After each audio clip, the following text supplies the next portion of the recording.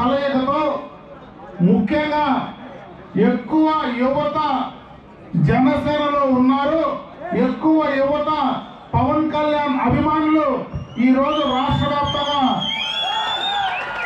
ఉన్నారు. వారందరికీ కూడా న్యాయం చేయాలనే ఉద్దేశంతో ఏ లాభాపేక్ష లేకుండా నిజాయితీతో ఈరోజు ఈ రాష్ట్రం చంద్రబాబు నాయుడు గారి నాయకత్వంలో అయితే ఒక అనుభవం కలిగిన విజన్ కలిగినటువంటి నాయకత్వం కింద ఈ రాష్ట్రాన్ని తీసుకురాగలిగితే రాబోయే భవిష్యత్తులో యువతకు మొత్తం న్యాయం జరుగుతుందనేటువంటి ఆలోచనతో పవన్ కళ్యాణ్ గారు ఈరోజు కలిసి మనం నడుస్తా ఉన్నామని చెప్పి సందర్భంగా తెలియజేసుకుంటున్నాం. అదేవిధంగా చాలా మందికి భారతీయ జనతా పార్టీతో కలిసిన తర్వాత, ఎన్డీఏలో కలిసిన తర్వాత రకరకాలైనటువంటి అనుమానాలు, రకరకాలైనటువంటి సోషల్ మీడియాలో వాళ్ళు పెడతా ఉన్నారు. ఈరోజు ఉమ్మడిగా ఎన్డీఏలో కలవడానికి ప్రధాన కారణం ఈ రాష్ట్ర భవిష్యత్తు కోసం, ముఖ్యంగా మీ యువత భవిష్యత్తు కోసమే అని చెప్పే సందర్భంగా కూడా తెలియజేసుకుంటున్నా. ఈరోజు తెలుగుదేశం పార్టీకి జనసేన పార్టీకి కాదు కానీ అటు కేంద్రంలో ఈ రాష్ట్రానికి రావాల్సినటువంటి నిధులు కావచ్చు, ఈరోజు రాష్ట్రాన్ని అప్పుల కుంపటిగా తయారు చేసినటువంటి ఈ జగన్మోహన్ రెడ్డి యొక్క విధానాల వల్ల యువత భవిష్యత్తు నాశనమైన దాన్ని తిరిగి మనం కాపాడాలంటే ఖచ్చితంగా కేంద్రంలో మనకు సహకారం ఉండాలా.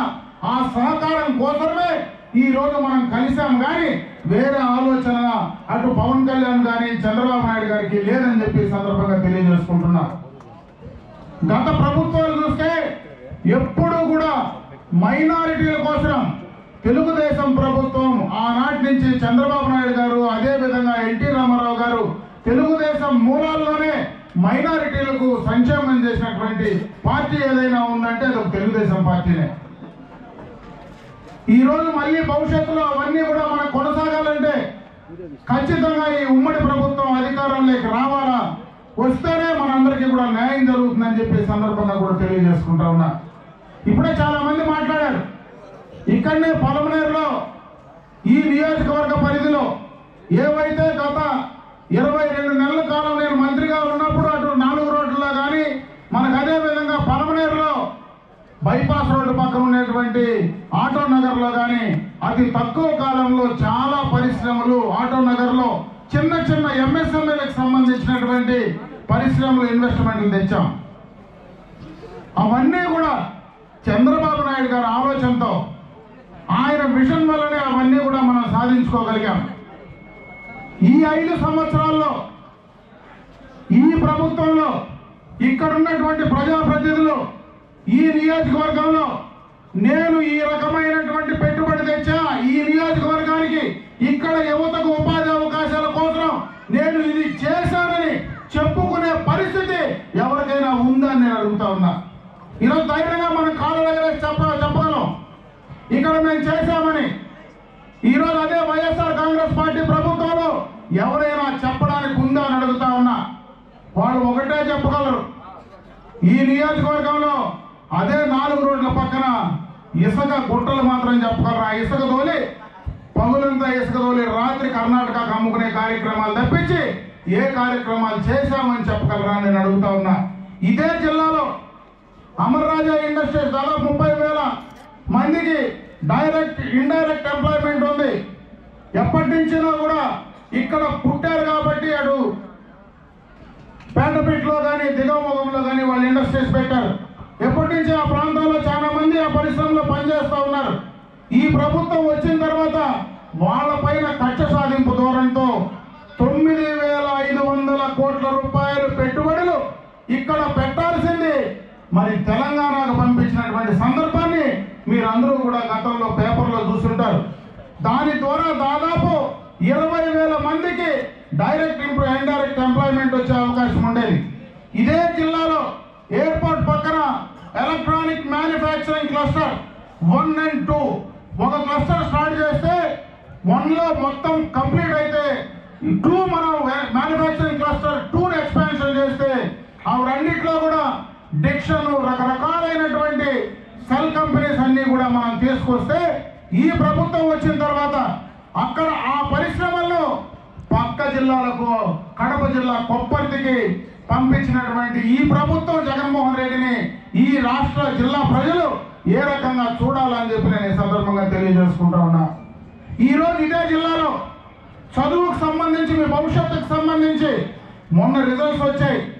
ఇంటర్మీడియట్లో చిత్తూరు జిల్లా అధమ స్థానంలో లాస్ట్ స్థానంలో ఉంటే కనీసం ఈ జిల్లాలో ఉండేటువంటి ప్రజాప్రతినిధులకు సిగ్గుందా అని నేను అడుగుతా ఉన్నా. ఏ రకంగా సమాధానం చెప్పగలరు అని అడుగుతా ఉన్నా. ఇదే ఊర్లో ఇదే నియోజకవర్గంలో డిగ్రీ కళాశాల తీసుకొస్తే ఈ వీకోట్లో దాన్ని ఈ రోజు దాకా కూడా పెట్టుకోలేని దౌర్భాగ్య పరిస్థితిలో వీళ్ళు ఉన్నారు. ఒక మైనారిటీలకు సంబంధించినటువంటి రెసిడెన్షియల్ జూనియర్ కళాశాల తీసుకొస్తే దాన్ని కూడా 5 సంవత్సరాలుగా ఇంకా బయట చిత్తూరు నుంచి కూడా నడిపే పరిస్థితి. ఇక్కడే ఒక బీసీ రెసిడెన్షియల్ కళాశాల తీసుకొస్తే పెద్ద పంజాబ్లో దాన్ని కూడా కట్టే పరిస్థితి, చేసే పరిస్థితి లేదు. ఎడ్యుకేషన్కి సంబంధించి వాళ్ళకి ఆలోచన కూడా ఎక్కడా కనపడే పరిస్థితి లేదు. ఈరోజు చాలా మంది చదువుతూ ఉన్నారు. ఫీజు రీఎంబర్స్మెంట్, గతంలో ఫీజు రీఎంబర్స్మెంట్ గత ప్రభుత్వంలో డైరెక్ట్గా వాళ్ళకు మేనేజ్మెంట్ చేసేవాళ్ళు. డిగ్రీ అయిన తర్వాత పోస్ట్ గ్రాడ్యుయేషన్ చేసేవాళ్ళు. ఈరోజు డిగ్రీ దాకానే ఫీజు రీఎంబర్స్మెంట్ ఉంది. పోస్ట్ గ్రాడ్యుయేషన్ డిగ్రీ తర్వాత ఎవరైనా ఎంబీఏనో ఎంసీఏనో లేకపోతే పోస్ట్ గ్రాడ్యుయేషన్ చేయాలంటే వాళ్లకు చదువుకోవడానికి అవకాశాలు లేవు. ఎవరైనా పేదవాళ్ళు చదువుకోవాలంటే ఈరోజు మైనారిటీస్ కానీ, బీసీలు కానీ, ఎస్సీలు కానీ, ఎస్టీస్ కానీ వాళ్ళకు ఆర్థిక స్తోమత లేకపోతే బయట దేశాల్లో విదేశీ విద్య చదివించుకోవాలంటే గతంలో డబ్బులు వచ్చేటివి. వాళ్ళకు డబ్బులు ఇచ్చేవాళ్ళు. ఈరోజు దాన్ని కూడా తీసేసినటువంటి పరిస్థితి.